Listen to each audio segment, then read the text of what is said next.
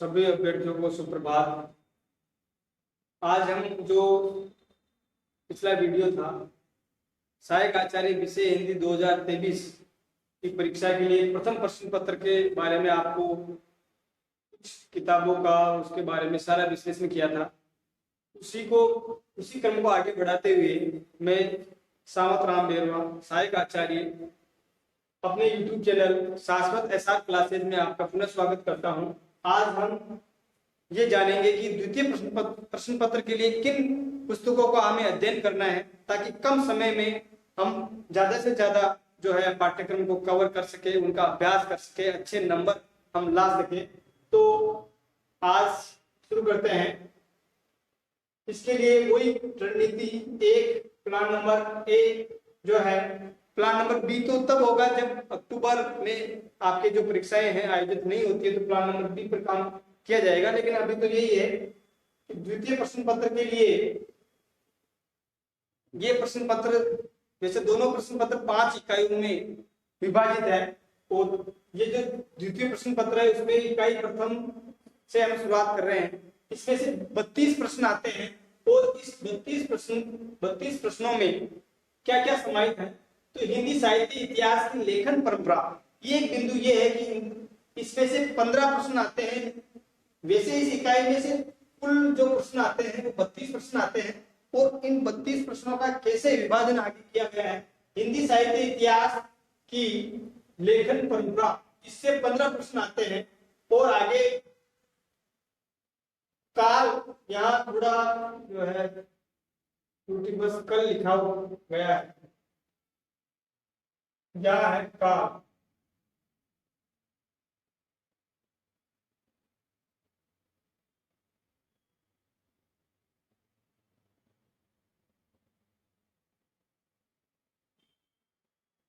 काल विभाजित और नामकरण, इससे 4 प्रश्न आते हैं। और प्रमुख जो इतिहास ग्रंथ है उससे 5 प्रश्न आते हैं। आदिकालीन रचनाएं और रचनाकार, इससे 8 प्रश्न आते हैं। अब इन जो 32 नंबर का हमारे पास की विषय वस्तु है, तो इस 32 नंबर के लिए हमें क्या क्या पढ़ना है। तो हमारे पास संदर्भ पुस्तकें होनी चाहिए। हिंदी साहित्य का इतिहास 1973 में जो लिखा गया है डॉक्टर नगेंद्र जी का जो इतिहास ग्रंथ है, हालांकि उन्होंने इसका संपादन किया है, बहुत सारे लेखकों ने मिलकर इसे लिखा है। इसके पृष्ठ संख्या 19 से 74 तक आपको पढ़ना है। आदिकाल के लिए आदिकालीन रचनाकार, रचनाएं और रचनाकार, साथ में जो इतिहास ग्रंथ है इनकी जो पहला कौन सा ग्रंथ था, किस आदिकालीन कवि ने, किस आदिकालीन रचनाकार ने कब कौन सा अपनी रचनाएं लिखी, उसके बारे में कार्य विभाजन के हिसाब से, और लेखन परंपरा में कौन कौन से लेखकों ने अब तक इतिहास ग्रंथ लिखे हैं। क्योंकि ये जो इतिहास ग्रंथ है 1973 में लिखा गया है, काफी विभिन्न दृष्टिकोणों से ये अद्यतन है, अपडेट है। तो इसकी पेज संख्या 19 से 74 तक आप पढ़ेंगे, बाकी 1 से 18 तक आपके काम का नहीं है फिलहाल। और उसके बाद में इस विषय वस्तु के लिए दूसरी जो पुस्तक रहेगी, हिंदी साहित्य का आलोचनात्मक इतिहास, जो 1938 में लिखा गया है, इसमें भी आदिकालीन जो विषय वस्तु है उसका बहुत ही सुंदर और क्रमबद्ध तरीके से इसका वर्णन किया गया है। इसके पेज संख्या 1 से 183 तक आपको पढ़ने हैं। ये देखिए, हिंदी साहित्य का इतिहास, इसके जो लेखक है, संपादक है डॉक्टर नगेंद्र जी और डॉक्टर हरदयाल जी, ये आपको देखना है। ये देखिए, इसकी जो अनुक्रमणिका है, विषयानुक्रम है, उसमें पृष्ठ संख्या 19 यहाँ से आपको शुरुआत करनी है और पृष्ठ संख्या 58 तक आदिकालीन है। दूसरी जो पुस्तक है हिंदी साहित्य का आलोचनात्मक इतिहास, डॉक्टर राम कुमार वर्मा जी ने लिखा है, इसका पढ़ना है आपको। इसमें भी विशेष सूची दे रखी है क्योंकि ये हिंदी का ऐसा इतिहास ग्रंथ इन्होंने लिखा है जो अधूरा है। तो इसमें जो एक प्रकरण है विषय प्रवेश पहला प्रकरण संधि काल, दूसरा प्रकरण है चारण काल। यहाँ तक आपको 183 पेज तक आपको पढ़ने हैं। बहुत ही सारगर्भित और सुबोध रूप से जानकारी दी गई है।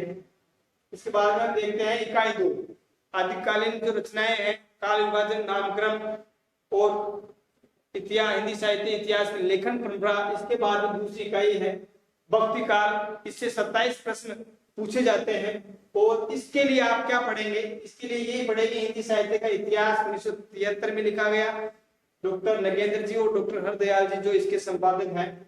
इसके पृष्ठ संख्या 81 से 254 तक। और इकाई 3 भी आपको इसी पुस्तक से पढ़नी है। ज्यादातर आपको पुस्तकों की अभी आवश्यकता नहीं रहेगी, क्योंकि डॉक्टर विवेक शंकर जी का और हिंदी साहित्य का इतिहास डॉक्टर नगेंद्र जी का, ये पुस्तकें आपके लिए बहुत ही महत्वपूर्ण होने वाली है और ये मानक पुस्तकें भी हैं। अब आपको रीतिकाल जो है वो भी इसी पुस्तक से पढ़ने हैं। तो अनुक्रमणिका यहाँ दे रखी है भक्ति काल के बारे में, और भक्ति काल के बारे में विभिन्न प्रकार के जो बिंदु है उस किताब में आपको, पुस्तक में आपको मिल जाएंगे। सगुण भक्ति का काव्य है। उसके बाद में ये देखो तृतीय खंड उत्तर मध्य काल अथवा रीतिकाल के बारे में भी इसमें पर्याप्त विषय वस्तु है। मैं आपको एक बात यहाँ बता देना चाहूंगा कि ये जो डॉक्टर नगेंद्र जी का इतिहास ग्रंथ है, संपादन जिन्होंने किया था इस ग्रंथ का, इसके जो है विषय वस्तु काफी ज्यादा है। तो आप आवश्यकता के हिसाब से इसको कम कर सकते हैं या कुछ पृष्ठ जो कम उपयोगी है उसको छोड़ सकते हैं, लेकिन आपको इसमें से आपको पूरा आधार मिल जाएगा। अब है इकाई 4। इसमें रीतिकाल में से भी कितने प्रश्न आते हैं ये मैंने आपको बताया। रीतिकाल में से 33 प्रश्न पूछे गए हैं। लगभग आदिकाल, मध्यकाल और रीतिकाल में से लगभग 30 या 28-33 प्रश्न ऐसे पूछे जा रहे हैं। अब इसके बाद में ये अनुक्रमणिका है। इकाई 4 आधुनिक काल। और जैसा कि मैंने आपको पहले बताया, आधुनिक काल को ज्यादा पूछा जाता है, उसका अंक भाग भी ज्यादा होता है। आधुनिक काल जो काव्य भाग है उसके 31 प्रश्न आते हैं, 31 प्रश्न, और उसमें से भी आपको 2 पुस्तकों का सहारा लेना पड़ेगा। एक तो पुस्तक वही है हिंदी साहित्य का इतिहास डॉक्टर नगेंद्र जी, और उसके बाद में हिंदी साहित्य का दूसरा इतिहास 1996। इस पुस्तक में आधुनिक काल का बहुत ही सुंदर तरीके से, बहुत ही सुबोध तरीके से आज दिनांक तक, क्योंकि ये 1996 में लिखा गया है, 1973 में लिखा गया, तो अब तक की जो प्रवृत्तियां रही है उसके बाद में जितनी लेखन परंपरा रही है, जितनी हिंदी साहित्य के जो काव्य ग्रंथ लिखे गए हैं उसका सारा सार उनके लेखकों, उनके कवियों के बारे में बहुत अच्छी तरीके से बता रखा है, कुछ भी छूट नहीं पाया है। ये देखिए, ये वही आधुनिक काल जो डॉक्टर नगेंद्र जी की पुस्तक है उसकी अनुक्रमणिका आपके सामने है। और ये है डॉक्टर बच्चन सिंह का हिंदी साहित्य का दूसरा इतिहास, और यह नया संशोधित परिवर्तित संस्करण आपको मिलेगा। इसमें भी ये देखिए आधुनिक काल यहाँ पेज नंबर 277 से इसकी शुरुआत होती है, और बहुत ही सारी विधाओं का काव्य खंड और इसके बाद में गद्य खंड भी इसमें अच्छी तरीके से बता रखा है। तो आप इन दोनों पुस्तकों की सहायता लेंगे। आवश्यकता अनुसार जो कम विषय वस्तु दिखे आपको उसको आप स्किप कर सकते हैं, उनको छोड़ सकते हैं, लेकिन आपका मजबूत आधार होगा। अब इकाई 5 इसमें से आधुनिक काल और वो भी गद्य। इसका मतलब आधुनिक काल से 27 प्रश्न यहाँ आ गए।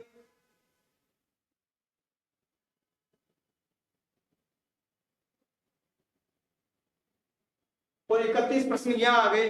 इसका मतलब 58 प्रश्न जो है एक बहुत बड़ा भाग आपके पेपर का ये आधुनिक काल से संबंध रखता है। तो आप दोनों पुस्तकों को पढ़ेंगे।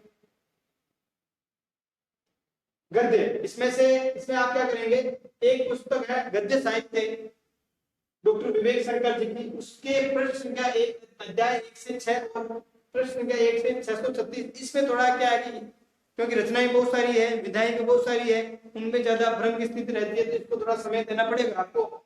ये किताब जो मैं आपको यहाँ बता देता हूँ, गद्य साहित्य, ये सभी के लिए उपयोगी है, डॉक्टर विवेक शंकर जी की। और इसमें विशेष रूप से देख लीजिए आप, हिंदी गद्य का उद्भव और विकास दे रखा है, निबंध साहित्य, नाटक साहित्य, उपन्यास साहित्य, कहानी साहित्य, आलोचना साहित्य, ये 6 बिंदु तक आपको पढ़ने हैं, क्योंकि यही हमारे पाठ्यक्रम में निर्धारित है 636 पृष्ठ संख्या तक। उसके बाद में एक महत्वपूर्ण चीज ये है कि 3 परिशिष्ट दे रखे हैं इसमें। पहले परिशिष्ट में हमारी हिंदी की जो विधाएं हैं, हिंदी भाषा के लेखन की जो विधाएं हैं, उनमें से महत्वपूर्ण जानकारियां दी गई है। परिशिष्ट 2 में आचार्य रामचंद्र शुक्ल जी के जो प्रसिद्ध कथन है वो दे रखे हैं। और परिशिष्ट 3 में साहित्यकारों का जो जीवन काल है वो भी पूछा जाता है कि कौन साहित्यकार कब हुआ, इनका क्रम से जमाए, ये भी बिल्कुल वर्णानुक्रम से दे रखा है इस पुस्तक में। तो आपको इस पुस्तक को गद्य के लिए विशेष तौर से पढ़ना चाहिए। इन चीजों को बता दिया है।